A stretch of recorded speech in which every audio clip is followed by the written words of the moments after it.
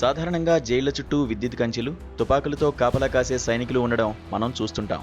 కానీ ఇజ్రాయెల్ ప్రభుత్వం ఇప్పుడు అంతకంటే భయంకరమైన, విచిత్రమైన భద్రతను ఎంచుకుంది.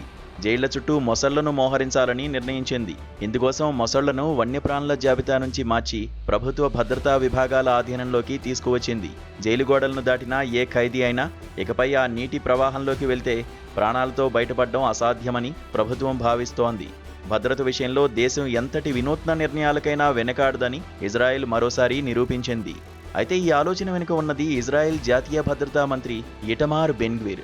గతేడాది డిసెంబర్లోనే ఆయన ఈ ప్రతిపాదనను తెచ్చారు. అమెరికాలోని ఎలిగేటర్ అల్కాట్రాజ్ తరహాలో మొసళ్లతో జైలు చుట్టూ రక్షణ కల్పించాలని ఆయన భావించారు. తాజాగా ఈ చట్టం ఆమోదం పొందగానే ఆయన సోషల్ మీడియాలో ఓ ఏఐ జనరేటెడ్ ఫోటోను షేర్ చేశారు. అందులో ఆయన ఒక మొసల్ని మెడతాడుతో పట్టుకుని ఉన్నారు. జైలు నుంచి తప్పించుకోవాలని ఆలోచిస్తున్నారా?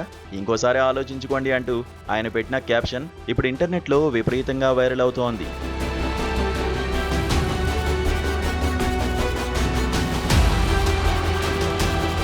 కాగా నివేదిక ప్రకారం దక్షిణ ఇజ్రాయెల్లోని కెటియోడ్ జైల్లో ఈ ప్లాన్ను అమలు చేయబోతున్నారు. ప్రస్తుతం ఇక్కడ అక్టోబర్ 7న హమాస్ జరిపిన దాడిలో పట్టుబడిన అనేక మంది ఉగ్రవాదులను బంధించారు.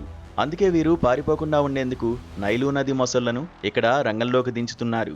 మొదట ప్రకృతి సంరక్షణ సంస్థలు దీన్ని తీవ్రంగా వ్యతిరేకించిన ప్రభుత్వ పర్యవేక్షణలో ఉండేలా కఠిన నిబంధనలతో ఇప్పుడు ఆమోదం లభించింది. ఈ మొసళ్లను భద్రతా సంస్థల పర్యవేక్షణలోనే ఉంచాలి.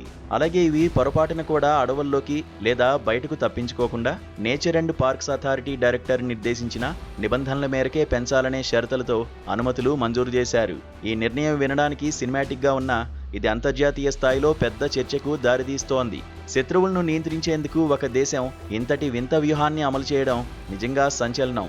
ఒకవైపు మానవ హక్కుల సంఘాలు దీనిపై ఆందోళన వ్యక్తం చేస్తున్న భద్రత విషయంలో తాము రాజీ పడమని ఇజ్రాయిల్ స్పష్టం చేస్తోంది.